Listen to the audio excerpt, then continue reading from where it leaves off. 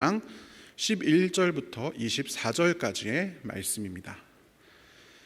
구약성경 열왕기상 13장 11절부터 24절까지의 말씀을 한 절씩 교독하고 마지막 24절은 같이 읽도록 하겠습니다. 베델에 한 늙은 선지자가 살더니 그의 아들들이 와서 이날에 하나님의 사람이 베델에서 행한 모든 일을 그에게 말하고 또 그가 왕에게 드린 말씀도 그들이 그들의 아버지에게 말한지라.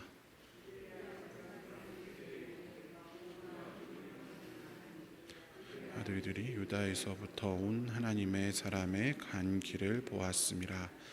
그가 그의 아들들에게 이르되 나를 위하여 나귀의 안장을 지우라. 그들이 나귀의 안장을 지우니 그가 타고 하나님의 사람을 뒤따라가서 상수리 나무 아래에 앉은 것을 보고 이르되 그대가 유다에서 온 하나님의 사람이냐? 대답하되 그러하다.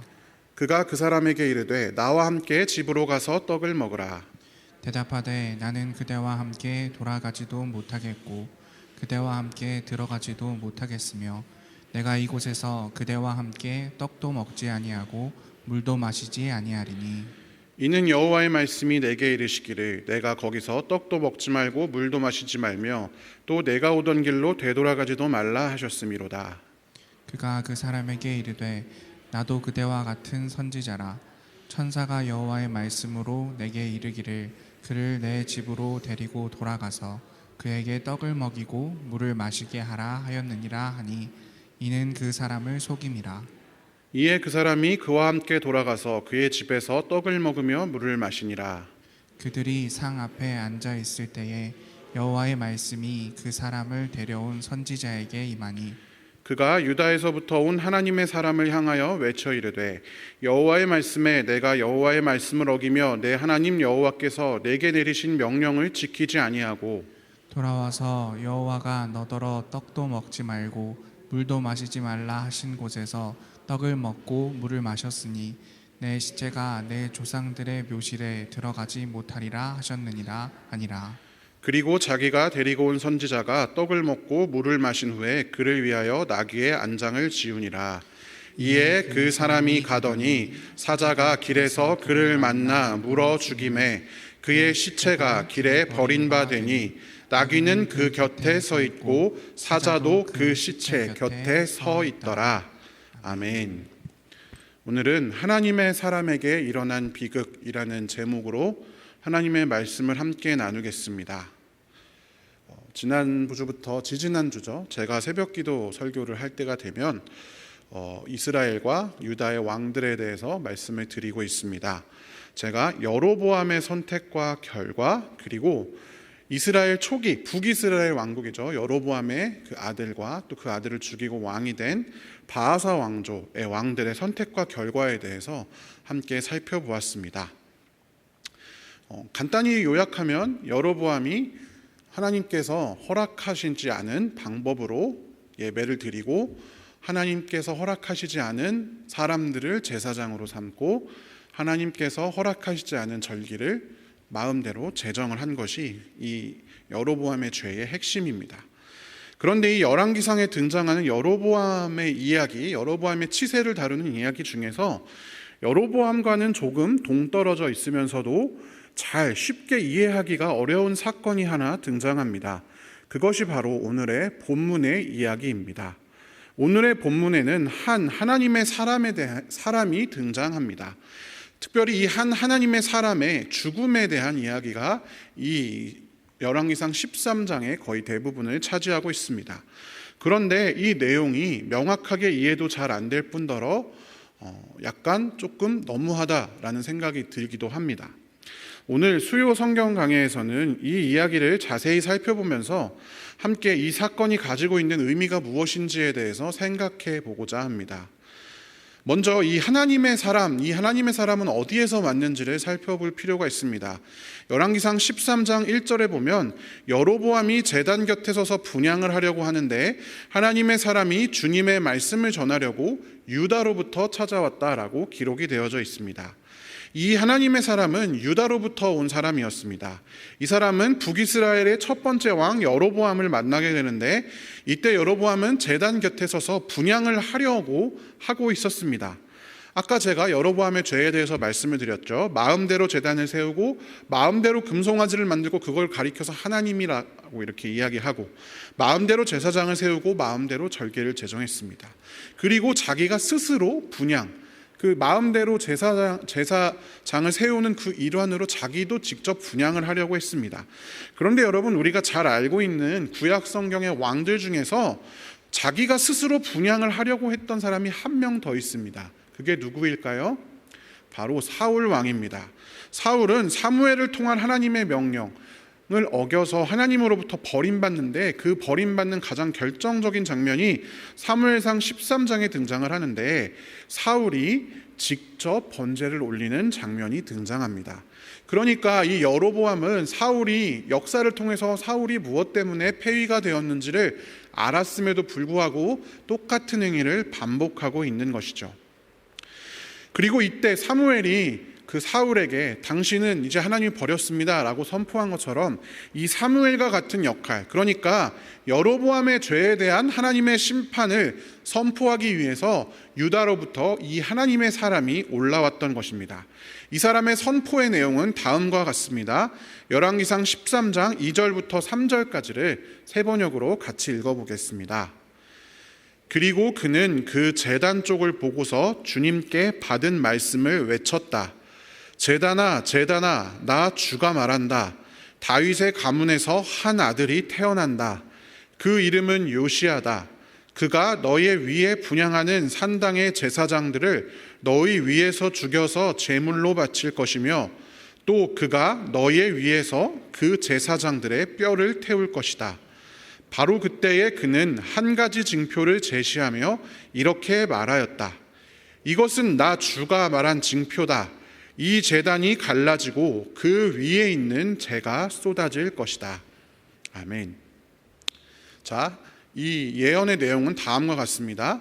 후에 남유다에서 요시야라고 하는 사람이 태어나서 이제 이 베델에 쳐들어와서 이 제단을 다 없앨 것이다. 그런데 그냥 없애는 게 아니라 너에게 제사하는 제사장들, 여기서의 너는 이 제단을 가리키는 겁니다. 제단 위에 제사하는 제사장들을 다 죽이고 또 그 뼈들을 다 불태울 것이다. 이런 예언입니다. 특이한 것은 여로보암이나 여로보암의 가문에 대한 저주가 아니라 제단 그 자체, 교회로 하면 강대상이나 앞에 있는 이 단을 향해서 저주를 하는 것입니다. 하나님께서 단순히 여로보암의 죄악, 그 개인뿐만 아니라 다른 곳에 멋대로 세워진 제단, 하나님의 이름을 하고 있으면서 전혀 하나님이 아닌 금송아지, 그리고 하나님을 섬긴다고 하면서 하나님은 전혀 받지 않으시는 그런 예배를 드리고 있는 제단, 이 제사 지내는 장소 그 자체를 매우 싫어하시고 그 자체에 대해서 심판을 선포하고 계신 것을 우리가 알 수 있습니다.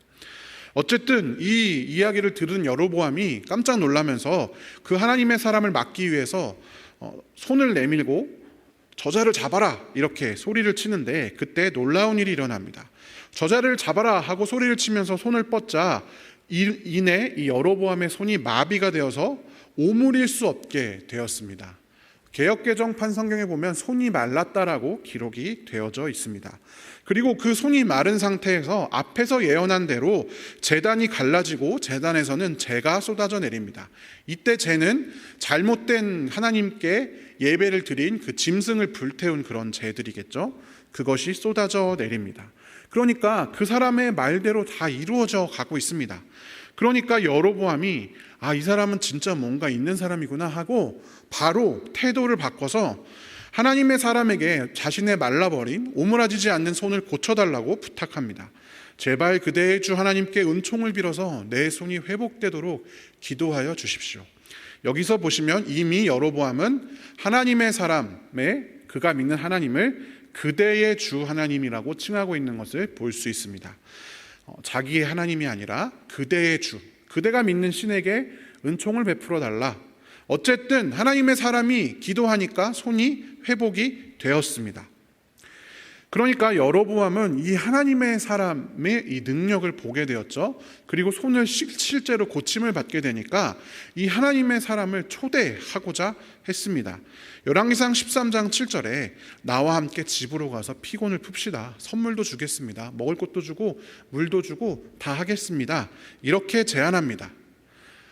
오해하시면 안 되는 게 단순히 손을 고치는 게 감사해서 감사의 보답으로 초대한 것이다, 이렇게 오해하시면 안 됩니다. 물론 그것도 어느 정도 있겠지만, 여러분, 이 여로보암은 하나님의 명령을 어기는 사람이었지만 이 하나님의 사람이 자신의 손을 고치고 그가 선포한 대로 일이 일어나는 것을 보고 이 사람의 영험함을 믿었던 것 같습니다.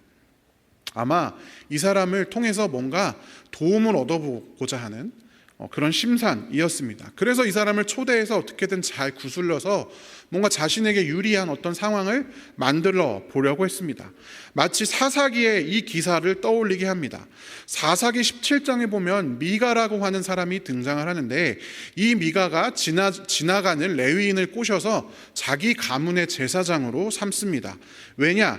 미가가 레위 사람을 자기 가문의 제사장으로 삼으면 이 하나님을 섬기는 이 사람이 내 가문의 제사장이 됐으니까 이제 하나님이 나에게 축복을 내려주시겠지? 이런 짧은 생각으로 이 레위인을 쉽게 말하면 고용을 한 거죠.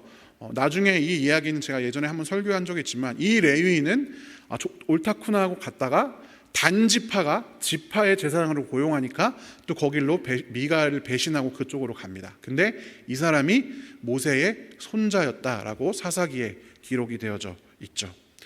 아무튼 단순한 감사의 의도가 전부가 아니라 이 사사기의 미가와 비슷한 의도로 이 하나님의 사람을 자신의 집으로 초대하려고 했습니다. 그러나 하나님께서는 이 하나님의 사람에게 그를 따라가지 못하도록 이미 명령을 내려두셨습니다. 열왕기상 13장 8절부터 10절까지를 같이 한번 읽어보겠습니다. 그러나 하나님의 사람은 왕에게 이렇게 말하였다. 비록 임금님께서 저에게 왕실 재산의 절반을 주신다고 하여도 나는 임금님과 함께 갈 수 없습니다. 이곳에서는 밥도 먹지 않겠으며 물도 마시지 않겠습니다. 주님께서 나에게 명하시기를 밥도 먹지 말고 물도 마시지 말고 온 길로 되돌아가지도 말라고 하셨습니다. 그런 다음에 그는 베델에 올 때에 온 길로 돌아가지 않고 다른 길로 돌아갔다. 아멘. 그러니까 하나님의 사람이 아주 단호하게 거절을 하는데 그 이유는 하나님께서 이 하나님의 사람에게 말을 하셨기 때문입니다. 거기서 밥도 먹지 말고 물도 마시지 말고 그리고 걸어온 길로 되돌아가지 말라라고 하는 세 가지의 명령을 내리셨습니다. 어쨌든 초대해서 거기서 머물면서 밥도 먹고 물도 먹으면 안 되니까 나는 임금님과 함께 갈 수 없다. 여로보암과 함께 갈 수 없다. 이렇게 선언한 것입니다. 굉장히 용감하고도 하나님의 말씀을 잘 순종하는 사람의 모습으로 보입니다. 그런데 이어지는 오늘의 본문부터 뭔가 상황이 달라지기 시작합니다. 열왕기상 13장 11절을 세 번역으로 같이 한번 읽어보겠습니다. 베델에 한 늙은 선지자가 살더니 그의 아들들이 와서 이 날에 하나님의 사람이 베델에서 행한 모든 일을 그에게 말하고 또 그가 왕에게 드린 말씀도 그들이 그들의 아버지에게 말한지라. 아멘. 이제 이 하나님의 사람, 여기서 우리가 한 가지 기억해야 할 것은 하나님의 사람이라고 하는 말은 쉽게 말하면 여기 나오는 늙은 선지자에서의 선지자와 똑같은 말입니다. 선지자, 하나님의 사람, 왜 굳이 다르게 번역했냐면 이 두 명이 만나는 장면이 많으니까 헷갈리잖아요. 그래서 한쪽은 하나님의 사람으로 계속 쓰고 한쪽은 선지자로 계속 씁니다. 쉽게 말하면 이 선지자나 하나님의 사람은 어떤 사람들을 가리키냐면 직업적인 예언자들을 이야기합니다. 열왕기 하상에 보면 엘리사가 자신의 제자들을 키우는 것을 볼 수 있죠. 그 제자들, 그러니까 예언자들이 하나님의 말씀을 공부하고, 쉽게 우리 그 세대로 생각하면 그냥 목사라고 생각하면 쉽습니다. 목사나 전도사, 그러니까 하나님의 말씀을 맡아서 전하는 그런 사람들. 어쨌든 이 하나님의 사람에 대한 소식을 늙은 선지자가 듣게 됩니다. 그런데 그냥 듣는 게 아니라 아들들이 와서 했었던 모든 행동, 그리고 그가 왕에게 한 모든 말을 다 일일이 이 선지자에게 고해 바칩니다. 여기에서 우리가 주목해야 할 것은 이 사람이 베델에 사는 선지자였다라는 것입니다. 베델은 앞서 말했듯이 여로보암이 금송아지를 가리켜서 자, 이게 하나님이야, 너희를 애굽에서 구한 게 바로 이 금송아지야, 이게 하나님 여호와야 라고 칭하면서 하나님의 뜻과 전혀 반대되는 예배를 드렸던 바로 그곳이 베델입니다. 베델이라고 하는 지역, 그 북이스라엘, 당시 북이스라엘의 남쪽 끝, 그리고 단이라고 하는 지역, 북쪽 끝 두 곳에서 이런 예배를 드렸습니다. 그런데 이 선지자라고 하는 말은 아까 말씀드렸다시피 목사다, 하나님의 말을 대언하는 사람이다 라고 보면 되겠죠. 그런데 여러분, 이 하나님의 말을 대언하는 사람이 하나님이 금지하신 예배를 드리던 베델에 살고 있었다라는 것이죠. 뭔가 이상하지 않습니까? 하나님의 말을 대언하는 사람이면 하나님의 뜻을 알아야 될 텐데 왜 그 예배가 드려지는 베델에서 살고 있는 것일까요? 이 사람은요, 하나님께서 금지하시던 그 예배에 부역하던 사람이었습니다. 그 예배에서 하나님의 말씀이라고 하면서 자기가 막 말씀을 풀어주는 그런 사람이었습니다. 금송아지를 섬기는 곳에서요. 베델이라는 곳에서 하나님의 말을 대언한다고 하면서 실제로는 거짓된 여로보암의 주장에 동조하는 말을 하던 사람이다라는 것입니다. 이것은 그냥 제가 단순히 추측하는 게 아니라 아들들이 찾아와서 하나님의 사람이 베델에서 행한 일, 그리고 왕에게 드린 말씀에 대해서 이 아버지에게 화급히 전달했다라는 사실을 이후에 살펴보면 더욱 명확해집니다. 하나님의 사람이 제단을 향해서 뭐라고 말했습니까? 네 위에서 너에게 분향하던 제사장들을 뼈까지 태울 것이다, 이렇게 예언하지 않았습니까? 쉽게 말하면 잘못된 제단에 부역하는 거짓 종교인들 뼈도 못 추릴 줄 알아라. 뼈도 못 추린다. 니네 뼈 다 싹 불태워질 것이다. 이런 말입니다. 그런데 이때 당시의 유대 사회, 이스라엘 사회에서는 조상의 묘실에 들어가는 것을 매우 중요하게 생각했습니다. 자신의 뼈가 못 추리게 되고 무덤에 들어가지 못하고 그 무덤이 남지 않는다는 것을 굉장히 치욕적으로 생각했습니다. 그러니까 이 말을 듣고, 그리고 또 일어난 기적이 너무 놀랍잖아요. 여로보암이 손이 말랐는데 고치고 그 선지자가 말한 대로 제단이 갈라지고 재가 쏟아져 내렸대요. 아버지 어떡해요? 아들들이 와서 막 이렇게 이야기하니까 아버지도 그래? 큰일 났네? 이렇게 싶은 것이죠. 아버지, 그러니까 늙은 선지자가 큰일 났다 싶었을 것입니다. 자칫 잘못하면 나나 내 후손이 뼈도 못 추릴 저주를 받겠구나 싶었겠죠. 무언가 이 일을 타개해야만 했습니다. 그는 아마도 하나님의 사람을 잘 대접해서 자기는 그 저주에서 제외되려는 생각을 했던 것 같습니다. 혹은 자신을 그 하나님의 사람과 어떻게든지 연결고리를 만들어서 나는 그런, 다른 사람들은 모르겠고 나는 그런 운명에 빠지지 않아야 되지 않겠나, 예정된 재난을 면하려는 시도를 했던 것으로 보입니다. 그는 아들들로부터 그 사실을 듣는 즉시 유다에서 온 하나님의 선지자가 간 길을 묻습니다. 그리고 아들들을 시켜서 바로 나귀에 안장을 지우게 합니다. 내가 타고 갈 나귀에 안장을 지어다. 그리고 그 나귀에 안장을 지울 힘도 없는 사람이 나귀를 타고 엄청 빠르게 달려갑니다. 그리고 곧 그 하나님의 사람을 뒤쫓아 가게 됩니다. 노익장이 따로 없죠. 그 노구를 이끌고 직접 달려가서 하나님의 사람을 만나게 됩니다. 그리고 여기서 하나님의 사람에게 이렇게 이야기를 합니다. 하나님의 사람을 보고 그대가 유다로부터 온 하나님의 사람이요? 이렇게 묻습니다. 당연히 그렇습니다 대답하겠죠. 그러자 하나님의 사람에게 우리 집으로 가서 뭘 좀 드십시오, 이렇게 이야기를 합니다. 아까 하나님의 사람은 하나님의 말씀을 들었잖아요. 저는 당신과 함께 갈 수 없습니다. 저는 이곳에서 누구와 함께 밥을 먹어서도 안 되고 물을 먹어서도 안 됩니다. 하나님께서 나한테 그렇게 명령하셨습니다. 그런데 이 늙은 선지자가 이렇게 얘기하는 겁니다. 아, 그래요? 아, 그렇군요. 좋은 말이네요. 근데요, 저도 예언자예요. 하나님께서 방금 저에게 천사를 보내셔서 그런 사람, 그렇게 이야기하는 사람을 만날 건데 너는 집에 데려가도 된다. 밥도 대접하고 마실 물도 대접해도 된다. 이렇게 말씀하셨어요. 그런데 마지막에 뭐라고 써있죠? 그것은 거짓말이었다. 뻥친 겁니다. 뻥. 하나님이 그런 말씀을 하신 적이 없는데 어떻게든 우리 집에 좀 데려와서 덕을 좀 봐보려고 거짓말을 했습니다.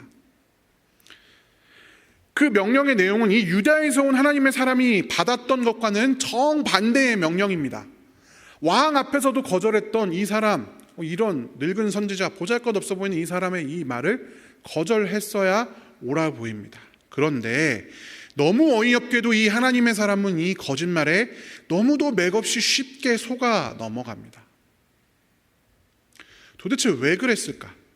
일단 기본적으로 이 사람이 선지자였기 때문에 하나님의 말을 듣는 사람인가 보다 라고 생각해서 쉽게 넘어가실 수 있지만, 우리가 살펴보았듯이 이 사람은 베델에 사는 선지자잖아요.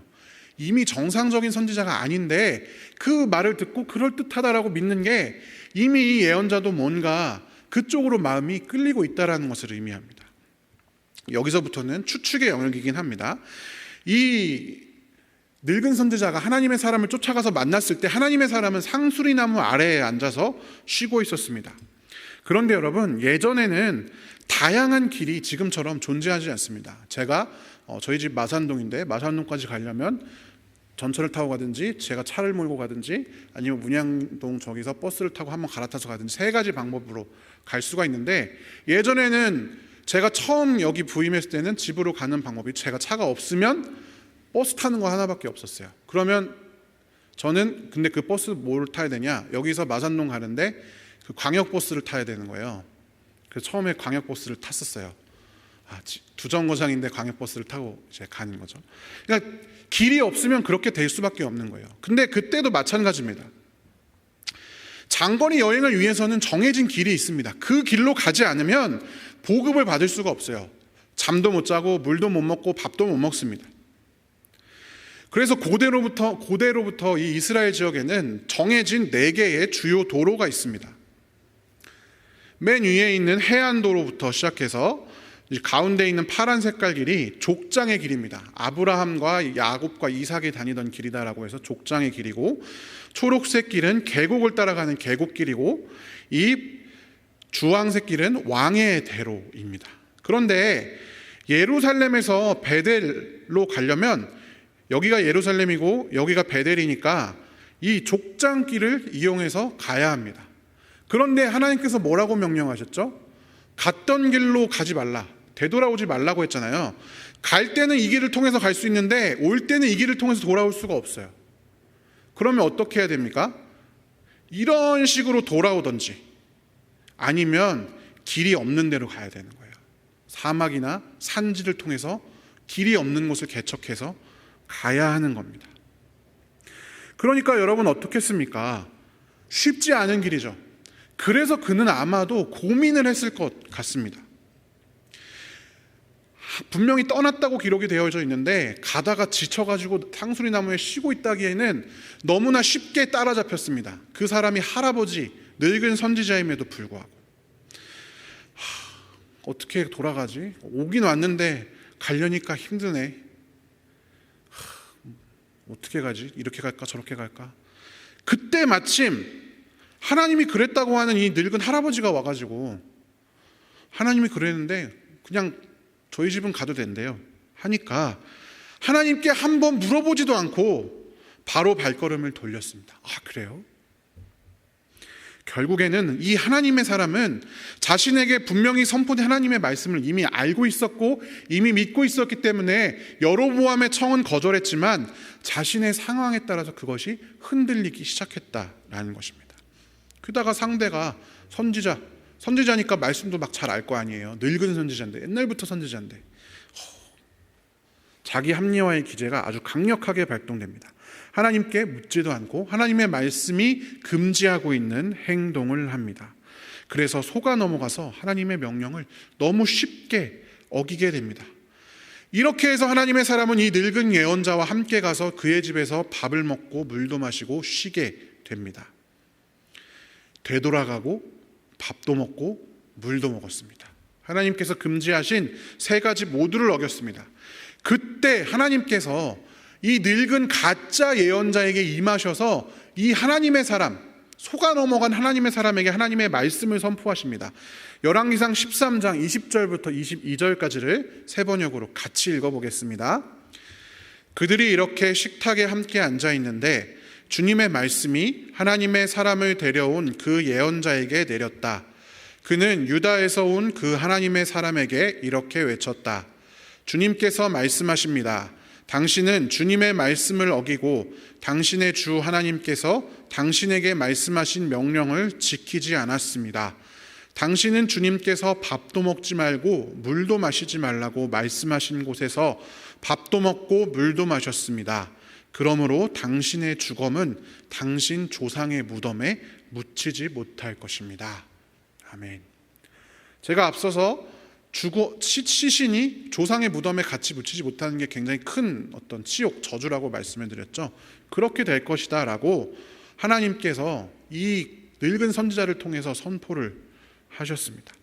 하나님의 말씀을 받고서도 알고서도 듣고서도 그 말씀을 중요하게 여기지 않은 것, 그것은 사실 여로보암이나 이 젊은 하나님의 사람이나 크게 다르지 않았다라는 것입니다.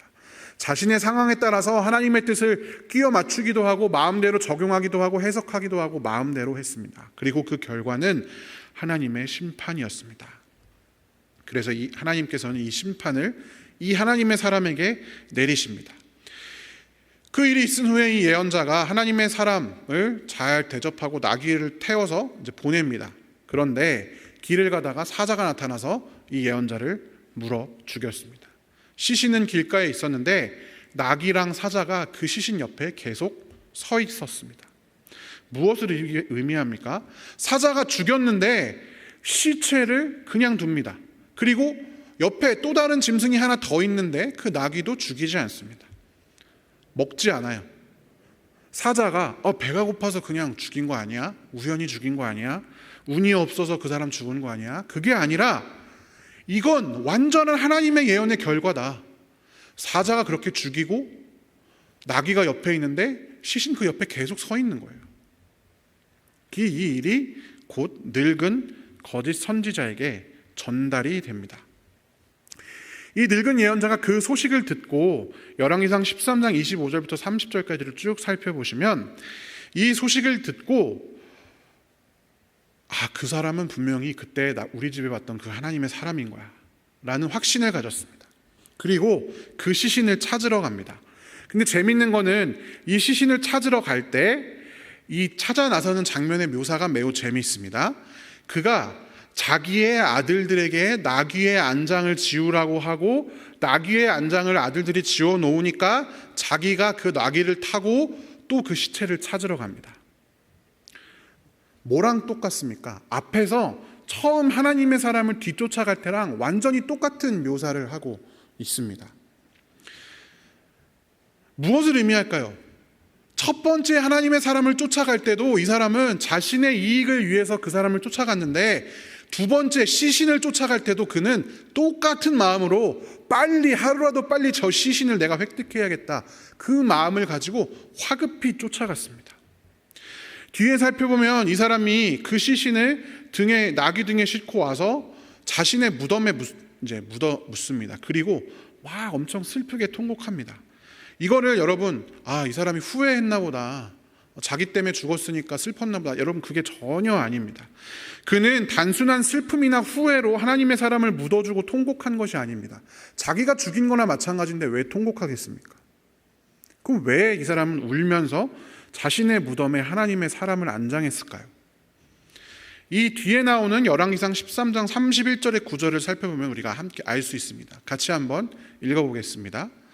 장사를 마친 뒤에 그는 자기 아들들에게 말하였다. 내가 죽거든 너희는 나를 이 하나님의 사람이 묻힌 곳에 같이 묻어다오. 나의 뼈를 그의 뼈 옆에 두어라. 아멘. 이 사람을 황급히 데려와야 했던 이유는 자기 뼈를 같이 묻기 위해서였습니다. 왜요?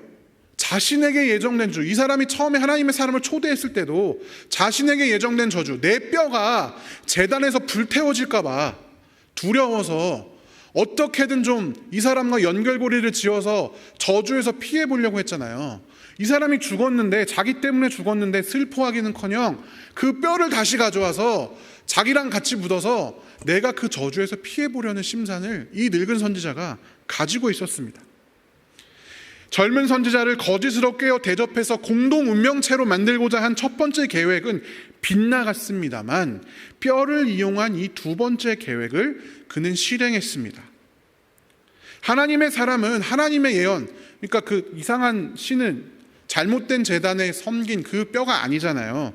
그러니까 그 뼈를 자신의 뼈와 같이 두면 내 뼈는 안전하겠구나.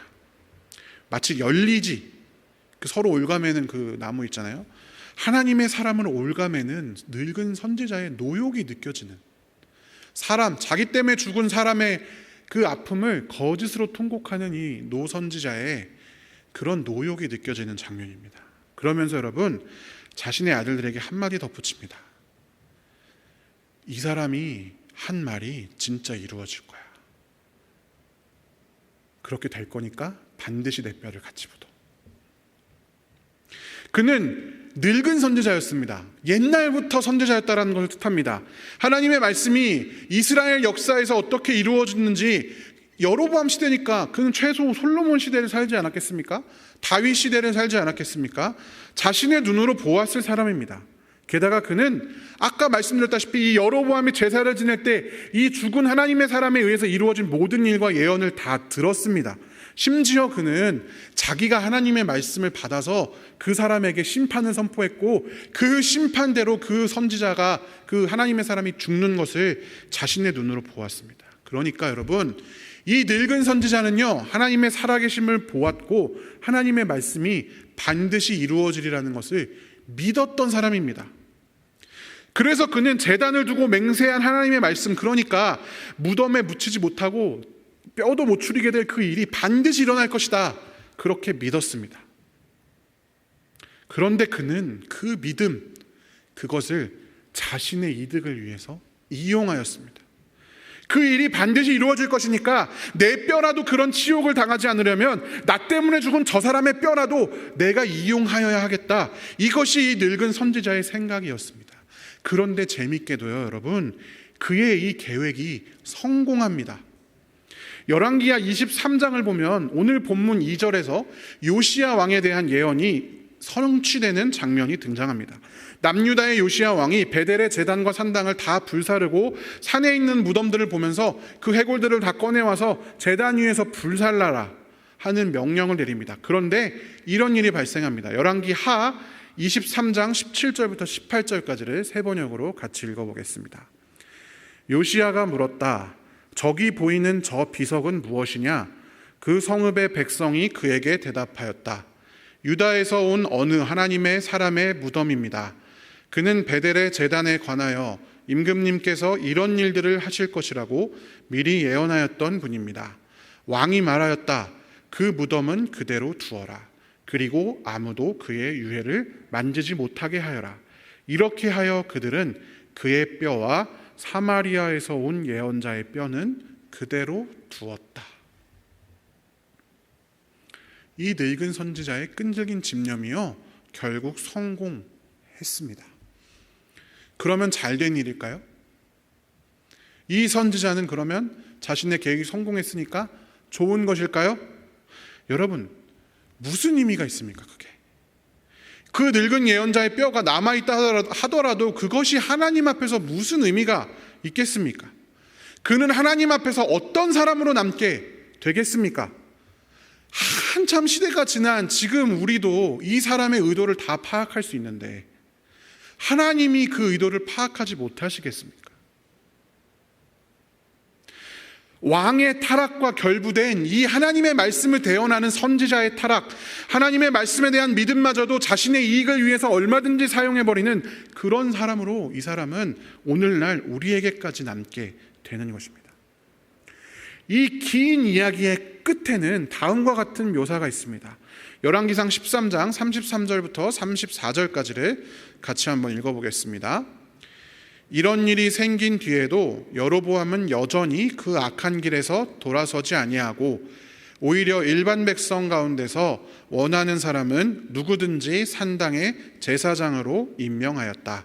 그런 일 때문에 여로보암 가문은 죄를 얻었으며 마침내 땅에서 흔적도 없이 사라졌다. 아멘. 하나님의 사람, 하나님의 명령을 받고 북이스라엘로 갔던 하나님의 사람마저도 거슬릴 수 없었던 하나님의 말씀, 그리고 그 말씀이 이루어진 것을 자신의 두 눈으로 다 본 이후에도 늙은 선지자도 여로보암도 자신의 악한 선택을 돌이키지 않았습니다.